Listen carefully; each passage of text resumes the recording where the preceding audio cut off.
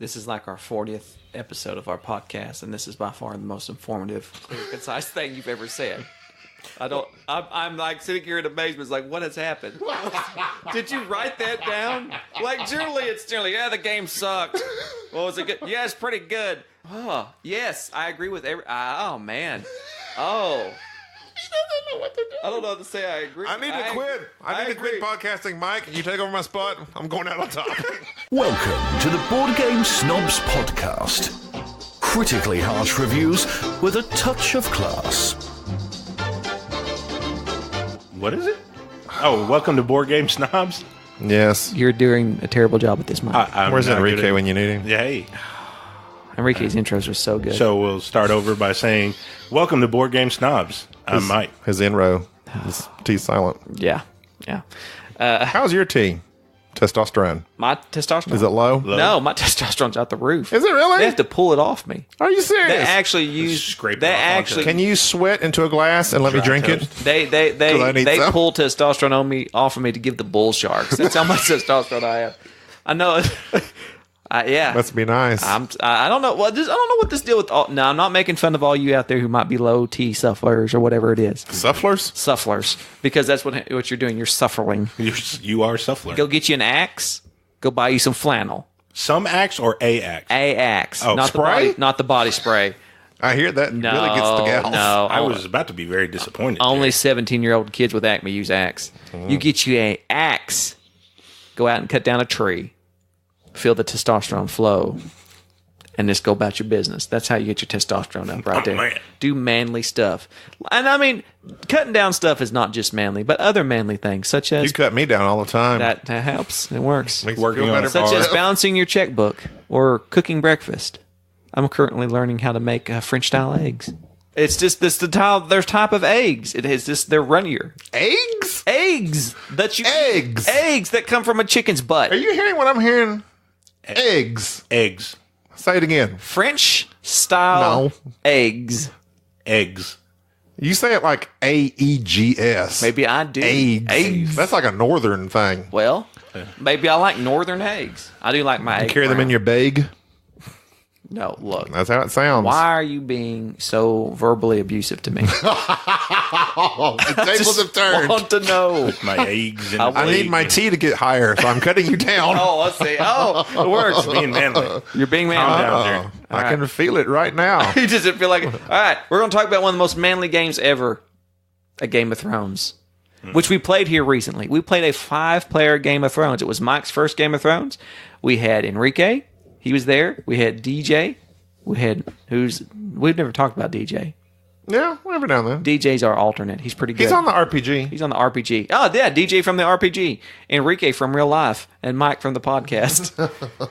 We played Instagram. We played the 5-player Game of Thrones game, which is the quintessential area control negotiation game. Now, calm down. You're quintessential. If you like negotiating, and you like power, and you like backstabbing, it is a good game. However... You used to have Chinatown way up there, too. However, I had a bad game of Game of Thrones. And here's why. Apparently, some people like to do like this metagame thing where they go around telling people, don't negotiate with Jerry because he'll just stab you in the back. And so I start this game where nobody would negotiate with me, nobody would have anything to do with me, and everybody just kind of put me off to the side and attack Or me. maybe people just know what to expect from you when they do negotiate with you. Maybe you should shut your mouth. No. See, the thing is, he's correct. Those warnings came around, and he was warning me against Listening to the warnings? And rather Wait, than what? rather than listening to the warnings, like I should have, I trusted my friend Gabby from the northeast part of the I don't know board. who Gabi is. The Baratheons were there, though. And you almost got me. You almost got you. I tried. Okay, well, But I we'll get made into that you later. pay. Jerry was the Lannisters. The Lannisters and Baratheons were kind of in the middle of the board. First off, before we go any further, if you don't know what Game of Thrones is, it's this big It's map. a show on TV It's a big map. Everybody has a faction, and you place these tokens out. about toilets. What? Yeah, Game of Thrones, Porcelain Thrones. Oh, But yeah, this is the type of humor. This is the type of humor the lowbrow humor Porta potties. that comes from him. She's Mike, shoveling porta potties around. I'm really hoping you bring us up. I'm really hoping you bring this podcast up because I've been trying. It is hard to stay classy when you. It's been number 2 on my list for quite some time.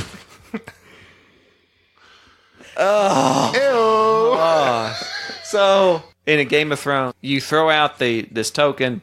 Says what you're going to do: move, attack, and support. And a lot of times, the whole support aspect is you can support another player attacking another player, or you can betray them. And that's where the game comes from, is betraying and backstabbing other people. I played a particularly difficult character that's in the middle of the board that's surrounded by enemies, and you're supposed to negotiate. Nobody would negotiate with me because Gobby told him not to negotiate with me. I did not. I knew I wasn't going to. Right. Anyways, Mike ended up winning his very first game of Game of Thrones because Mike was lovable and likable and stayed down south. Mike tried not to fight. He tried to make arrangements with the Baratheons. He was sending out gift baskets to everybody saying, please don't fight. We're going to listen. Don't do it. Don't do it. They said that they would acknowledge your treaty, and then they broke it. Ironically, the only person that I could trust in the game is the one everybody warned me not to. Yes. Jerry is trustworthy. Wait. You just wait. Jerry is trustworthy. Just wait. Me and you, Mike, for life. That reputation follows on to Mike and Jerry. further games of Mike and Jerry. It does, and that's why I told you not to chase him. I now declare Mike my co-host. Whatever. And now our first annual guest episode with Gobby. Hey, everybody. The game went bad for me, and I felt like I didn't have as much fun playing this game. Nor did I. Because there was not a lot of negotiation going around.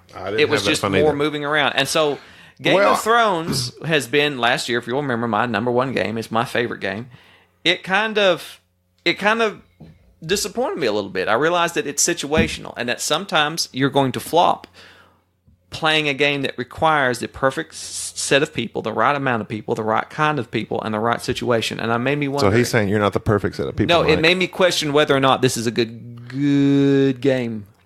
Go ahead. You have to. It's the Mike, right. You have the floor. I'll allow it. Thank you, sir. It's the right people, but they also have to be in the right location on that board. Mm-hmm. Because, I would have played completely different if I was in DJ's situation or if I was in Gobby's area on the board. That's true. Well, and I think that is correct. Like, me and Jerry really didn't have nothing to do with each other except the one time he's like, you're not going to attack me. And I was like, no, I'm not. And then I attacked him. But that was just in recompense for, and I should not do this. I shouldn't. But I was remembering last game. Mm-hmm. You're not supposed to carry over game to game. But it's Jerry. It's just Jerry. And I just had to get him. So I wreaked vengeance upon him, and I got it. So I was keeping Jerry down, and Mike was the Tyrells coming up from the south. Mm-hmm. And flower people. We had a treaty at one point, but he just had two castles right there that were very tasty looking. Tasty castles. And were they white castles? They moved too soon. See, that's the type of that's classy right there. That's classy. No, White Castle is not classy. I ate at White Castle one time in St. Louis, Missouri. It was rough. It's gross. Yeah. There was 2 castles. Sliders? So I sent out Harold, and then I sent out Kumar. No, not even funny. Not even funny. Our nobody. No, my 2 Legion leaders, Harold and Kumar, went to the White Castles. It's cracking me up. Okay, so anyway, a move too soon. I captured those 2 castles, and if I had just waited and sent that one rascal, okay. Anyway, I sent Harold and Kumar to Guantanamo Bay. Wow. Ooh, that's not in Game of Thrones. Wow. No, but you were referencing. That's called Slaver's Bay, and that's on the opposite side of the map. Oh yes, which is in the expansion for Game of Thrones that's coming up next year. They're having another big box expansion that apparently adds to the game that I will not be able to resist. Okay, but let's get to the core of our discussion. What is the core? You asked me, is a game really that great if it can suck at times? Yes, that's what I'll put out there. Or is a game always consistently great mechanically no matter what? And this is what I said to you. You said something. Off podcast, which I will now put on podcast. All right, put it on there. When they speak of, I hear them... Who's they? Matthew Berry of Fantasy Focus Football. Who's that? He's a fantasy guy. What's fantasy football? Like, fantasy football. Like that orcs and elves playing? Yes. Okay, go ahead. What's that game? Blood Bowl. Blood Bowl? Is that what you play on? Fantasy football? So when you pick a guy... Yeah. he has a high ceiling, Yeah. meaning he may not do that great a whole lot, but there's the chance when he does do great, he's going to score you a load of points because he just goes off. That's right. And then there's some people that are just like, you can trust them to get you this amount. They'll get you 10 points every game, 10 points every game. They're not ever going to give you 20 points or 30 points, right, but you can trust them to get you 10 points that every game. consistency. To me, that's what Game of Thrones is. Tickets a ride. It's okay. I'll enjoy it to a degree every time I play it because it doesn't vary. There's no negotiation. There's no other things surrounding the mechanics of the game. You just play the game and you know what you're doing, and it's bam, bam, bam. It's going to be the same every time. Game of Thrones has all these variabilities to it. The negotiation, who you're playing with, how well things go, who plays what cards win. So it has a high ceiling. Like, it can be a really great game and be one of the most fun games you ever play. But it can also flop. But you got to take the good with the bad. And that's the way a lot of greats are. This is like our 40th episode of our podcast, and this is by far the most informative, clear, concise thing you've ever said. I'm like sitting here in amazement. It's like, what has happened? Did you write that down? Like, generally, yeah, the game sucked. Well, was it good? Yeah, it's pretty good. I don't know. You get a half a glass of Miller in you, and next thing you know, he's like, welcome, everybody. I found that the flow of the game was not consistent with its, yes, I agree with oh, man. Oh. He doesn't know what to do. I don't know what to say. I agree. I need to quit. I need to quit podcasting, Mike. You take over my spot. I'm going out on top. I agree with absolutely everything Gabby just said. This game has this Game of Thrones, which is, as you'll remember, was my favorite game ever on our top 10, has the ability to make me feel like this is the funnest thing I've ever played. Like, it really, I love it. And then this was the first bad game I had of it, where I sat there and thought, I don't feel like anybody's really having a great time. Like, everybody's just playing. Everybody's doing all right. But we're not, like, backstabbing each other. We're not yelling at each other. I mean, Mike's over there being nice. Mike was literally the Andy Griffith of the Mike South. was sending out gift baskets. I was about to say, I had a blast. Enrique and went fishing. Enrique's up north, and I'm up there just attacking him for no reason whatsoever. I mean, there was just a lot about it that it was not amazing. And it had always been amazing. And it just was something that kind of caught me off guard and made me question. It made me question my favorite. Especially because it came after our last game, which was with the expansion of Feast of Four Crows. Yeah. And it was the best one we played yet. It was great. Yeah, it was great. 4-player Feast of Crows, which makes me want to play that again. So even though, in your guys' opinion, the last Game of Thrones that we played, it flopped. It went down a little bit. It would still rank pretty high for me because I recognize the potential of the game. Even though it was my first time playing. The way Game of Thrones really goes with 6 people, I mean, it's a 5, 6, 7 hour game. You eat lunch and you sit around, and while you're eating, you're negotiating, and you negotiate, and you negotiate, and there's horrible things that happen in this game. Bargaining for like you bargain with people, and you bribe people, and you threaten people, and you support people, and then there's times where you actually, this is the only game for which I have betrayed somebody and have felt bad. Like, I have literally looked across and thought, I've told you, I'm coming to help you. I'm coming to help you. Was that me? Maybe. Well, maybe. It kind of hurt me just a little bit to look you in the eye. Am I just one of many? We're one of many. You were many notches there where I said, I'll be there, I'll help you. And then when we get to the battlefield, I'm like, no, so literally, the last game we played, literally, my first battle, I'm going up against Enrique. Jerry's telling me the whole time, yeah, fight Enrique, I will support you. I said, don't cross me, Jerry. No, I'll support you. Okay, I'm battling Enrique. He supports Enrique, and I lose. And he sat there in tears. It made me. It was very angry. It hurt me. It affected me quite a bit. That's the level of emotion I want out of Game of Thrones. Yeah, and that's what I said. I said a game that evokes this type of emotion has got to be good. Like, I don't get this kind of emotion in anything else, but just playing a silly board game, it's amazing. Yeah. But last time it just did. And Mike, it was Mike's first time. DJ doesn't really tend to negotiate. He likes to make truces. He truces, which is the weakest form. And Enrique and him truced.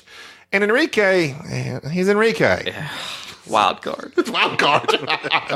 And I am always against Jerry because I remember all the bad things. Oh, really? Yes. You should be the North because they always remember. I always remember. You're getting me. Yeah, but in this particular game, again, I trusted you. And you betrayed him. Well, And you came down. And I thought I was... things had to be done. I was one move away. One little castle away from winning the game and ending that game. Well, the thing with the Game of Thrones is you win or you die. Yeah. And Mike won. And I won. So, But then anyway. I just turned on you and just moved my way up. It's a great game. Another game that we played that I want to talk about because I shortchanged this game. And now I realize looking back, this game... Looking back in time. Looking back in time.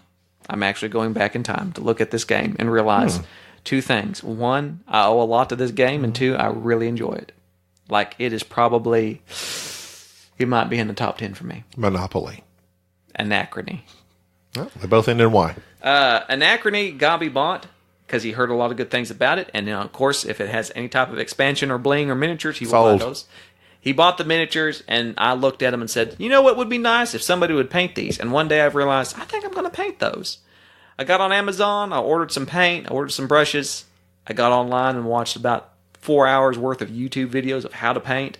And next thing I know, I started painting. And I loved it. And from then on, I have just been... Not too shabby, I must say. They're not great. They are not great. I will not brag. Were those your first? Those are my very first. I never picked up a paintbrush in my life until that day. And it went from being... The detail's pretty good. Look at those green ones over there. It went from being... Oh, yeah. They're decent. But the thing is that kind of added to the game, and it connected me to the game, and I learned to play the game, and I really liked it. And then I kind of forgot about it. Here recently, we played Anachrony again. And I realized it's very difficult to get down. It can be somewhat confusing about what your objectives are, but in terms of a worker placement where you are managing resources and you have these particular objectives and buildings, it's got all the fluff that generally comes in a Kickstarter game. I love Anachrony. I think it is quite possibly one of the best Kickstarter. It is without a doubt one of the best Kickstarter games that that we have in our collection. I think props go to Enrique. Yes, because for making you rethink Anachrony. Enrique declared that this was his favorite game. And if I had to pick a game, I would have been better off just throwing a dart at our boxes here and just letting one random one pick. I would have never have guessed Anachrony to be Enrique's favorite game. We had a long discussion as he explained to me why he loved it. And he kept saying, you could do anything and win. You can do anything and win. I was like, well, no, every game says there's multiple paths to victory. But there's not. There's always one optimal move. There's one optimal path to take. In Anachrony, it truly does suss out that there are multiple paths to victory. You can time travel back and fix anomalies. Is that how you say that? Anomalies? Oh, there's another anomaly. Can you please update your iCloud settings? I don't know how about that, Adobe? Fix that, please. I don't know how. I'll just turn the sound down. You can go and fix these things and get victory points, or you can go and build buildings and get victory points, or you can go here and do your evacuation plan and get victory points. Anachrony is this weird game where there's this asteroid that's going to hit your planet, and your people can time travel, if that makes sense, and so you can request stuff from the future, but then later in the future round, you have to be able to send it back, because if you don't send it back, then Marty McFly's mom's going to disappear, or something's going to fade away. I don't know. It's weird. The thing I relate to that most of all is Bill and Ted's Excellent Adventure. It is. It feels like a Doctor Who Bill and Ted. When Bill needed that trash can to be thrown on top of that guy at the right time, he's like, we got to come back in time and do that now. I love Keanu Reeves, man. How'd you know that was Keanu? See, that's a good impression. That was a good you knew that was a good impression. That was a good impression. That was Keanu. Yeah. Yay. Yeah. Finally got one right. Yeah. There is no spoon.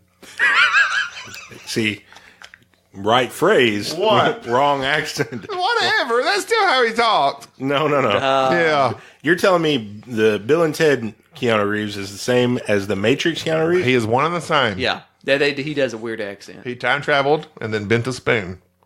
Yeah, and he also, shot everybody in the head. Yeah, he did a lot of stuff. He went back and did this whole bank robbery. where Nixon was out robbing banks. Went out Surfing. went surfing. All in the same universe. It was pretty cool. Anachrony feels like that. Anachrony feels like Point Break and Bill and Ted and The Matrix rolled up into one. And I've got to say, it has climbed very high. If you like worker placements that have a solo, that have a worker board that does have a lot of icons that are somewhat confusing and convoluted, but they actually make sense after you have played the game. After you get it down. I'm sold on it. I am sold on Anachrony. Now this is the controversial thing that I want to throw out there. Dinosaur Island, which has gotten a lot of attention. People just rave about Dinosaur Island. We played Dinosaur Island. Mike brought it over. Mike likes it. It wasn't working for me. There are some things that are, quite frankly, the game is broken in. For instance, in Dinosaur Island, you're building your little park. You have your player boards. You have these dice that you roll that give you these certain genomes that you can collect, the genes that you use to build up the dinosaurs. And so you collect those, and then you look on your board, and do you have enough green chromosomes and blue chromosomes to make this T-Rex? And you're buying buildings and you're putting them on your player board, and there's a lot of little things going on. It's like scattered everywhere. And then you want people to come in your park, and you pull into this bag and you pull out these visitors, and they come into the park, and some of them are hooligans, so they jump the fence and don't pay, and dinosaurs beat your security, and sometimes they eat people, and that doesn't really penalize you too awful much. Kind of sort of does, but not really. I mean, you think someone getting eaten at your park, that would really set you back. And so, I mean, if your park has something where dinosaurs eat people, you get sued. I'm just going to imagine that gets sued. I mean, Jurassic Park, 3 people got eaten and it shut them down. I mean, come on. Then they opened it back up. 25 years later, and it took Pratt to do it.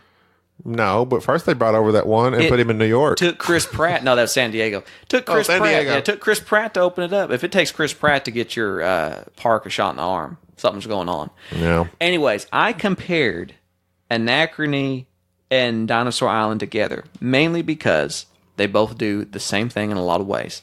They are both worker placements. They both have different kinds of workers. They both have this small mechanic where you roll some dice for various things. They both have resources that you're using. In Anachrony, it's the metals that you're using to build buildings. In Dinosaur Island, it's the chromosomes. You build scads amount of buildings on both the games. They each have different types of buildings that you use. You each have your own player board that's spatial, that you build buildings, and you can only build them in certain areas. And they both have various places that you can go and do to get victory points. And lots of little pieces. Lots of little pieces that generally irritate me. They're both very fiddly. I will say this. If it came down to Anachrony or Dinosaur Island, I'm going to tell you every time, buy Anachrony.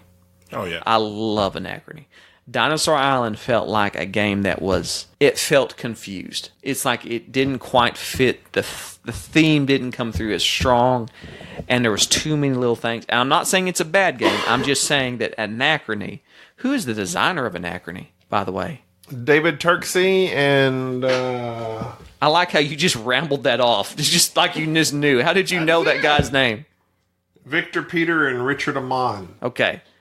David Turksey, I know. You know him? Well, I mean, I know of him. Oh. Because he's like he makes... I think he's like... does really good with the solo stuff. Okay. Anachrony is by far a very well-designed, thought-out game. Dinosaur Island is like its little brother that couldn't quite figure out what it's doing. Like its reptilian little brother. Mm-hmm. Anyways, that's my thoughts. Like you get up on one of those robots and you pull its skin off and it's a lizard underneath. Who does that? V. Remember that show? V? V? Oh, yeah. V. Yeah. From the 80s and the reboot. Yeah. Starring Morena Baccarin. I keep expecting Firefly. another reboot of that. I love that show. Yeah. I remember watching that show as a kid and it scarred me. Because it really freaked me out when those people were lizard people underneath that human skin. Mm-hmm. It was so awesome. I was good with that show all the way up until they ate the 80s bird. One? Yeah. The rats. The mice. Or they ate a bird? No, it was a bird. They ate a bird? I remember them eating bird. mice or something. I'm pretty sure it was a bird because she reached into the cage and yeah, it was a bird. And I was like, wasn't it like Jan Vincent or something? Do you not eat birds? I love duck. Well, I have no problem with eating Fowl? I had chicken for lunch. I but- cry foul. However, the bird was alive and looking the creature in the eye, and he just popped it in there. Yeah, that was. I love that show. That's pretty intense. Yeah. But when you make a Morena Baccarin your main lizard woman, that's just Sold. How do you do that? I don't know. She's just like, I want to know how this made it into the podcast. oh wait, I don't know. How did we get to this? Oh, I said reptilian little brother or something. Yes. So, I mean, and when you said initially you were going to compare the two, Dinosaur Island and Anachrony, I was like, well, there's no comparison. There's kind of like stages too, because there's like this cleanup stage. You got to clean it up, and you got to put the new stuff back out there, then take your actions. Both those games have that. Oh yeah. And I don't really like that. I don't like a game where you have to, okay, it's over. I clear all this crap out, and I'll put out a bunch of new crap. All right, now we're using this. That slows it down to me. Right. But in Anachrony, I don't mind it. It was a lot quicker. In Dinosaur Island, the cleanup is, I mean, you got to clean up 1, 2. All that dino You've got to. There's 4 phase boards that you've got to clean up from, on each round. And Yes. and here's something with Anachrony that really made me stop and think about the design of the game. There were 4 of us playing it. Mike was playing it for his first time, so of course Mike came in dead last. But it was because it was a difficult. It's a difficult game. Bad. It takes a little bit to understand. Like, Enrique, embarrassing. Gabi, and I were all within terrible. 1 point of each other. We were all just stacked on top of each other. That hurts. And the thing is that does it hurt you? I won. yeah, a Gabi little won bit. it. Gabi won it, and Dare Gabi. you. Well, I mean, What does that usually mean? my first game with you, I usually win. I don't know. true. I don't know why, but it's Shots fired. Gabi won this game, but he did something completely different than what I did. He bought a bunch of these super projects and went in on all those. I was more about, I went back in time and fixed stuff and did this, and Enrique did something completely different. He dived his... Enrique startled me. Yes. I was afraid he was going to beat me with that he move. put up like 21 points all of a sudden doing his evacuation plan. Oh, yeah. And so we each 3 did something completely different. Our player boards looked completely different, but we were all 1 point away from each other. like one move away. That was awesome.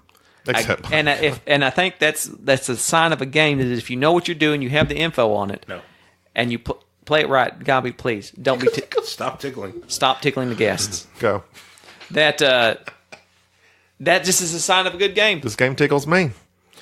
I liked it. Don't know. Tickles me. No. It tickles me. Are you going to start whispering into the mic again? Maybe. No. Anachrony, my new number 1. Just kidding. That's Enrique's number 1. And if Enrique, it should. I don't know why I didn't think of this. But props to Enrique for making us rethink it. Here. We should have invited Enrique back to He's reassess still not it. doing good. He's still not doing good. He's still not doing it. This is a hard time. He said something about, I don't know. He keeps talking about his destiny, but I think he's talking about the PlayStation game. So I don't know what he's doing here. He's been having some issues with, his internet. Okay. Well, I think that's going to do it for today. We got some games to play. So Wait a minute. Before we quit, What now? Mike, Lords of Vegas. Loved Lords of Vegas. Thank you. Where's my phone? is that on your ranker? Oh yes, it's. Is it number 2? It's top 5. Wow. I really enjoy. What is your top 5? No, top that's another podcast. That's We're not another podcast. talking about that. We gotta let him- Your last podcast, you said, "What's your number 1?" Okay, what's your number 2? and then I That's the stopped. same thing. But we'll let him stop. We're gonna let him go. Okay. We'll let him go. But Lords of Vegas. If you have not really bought good. Lords of Vegas, What's that? Lords of Vegas. Lord. Lord, good Lord of Vegas. Good Lord, If you're from the South, you get the Georgia version. Good Lord of Georgia. Vegas. Lord of With the Vegas. governor expansion. All right. You need to get Lords How of it Vegas. The funnest bidding. Funnest. Is that a word? Funnest? Most fun? The Most fun? funnest. No, funnest. Is Funnest is a word. Funnest. What? Foss to funnest. Why are you trying to stop me? A frequent foss to funnest. Lords of Vegas betting / area control / negotiation / Hey, I won that one too. I was on a roll that day. Roll that Hey, night. honorable mention to that. I was on a roll. I first time playing High Society. I I fell in love with High Society that night. Mike was way in love with High Society. Mike is the High Society champion. So if you like bidding, you have to buy High Society. Okay, now High Society. I thought the podcast was over. Well, Mike made it go on. Tangent, sorry. High Society, to me, when I first heard about it, I was like, it's a silly bidding game.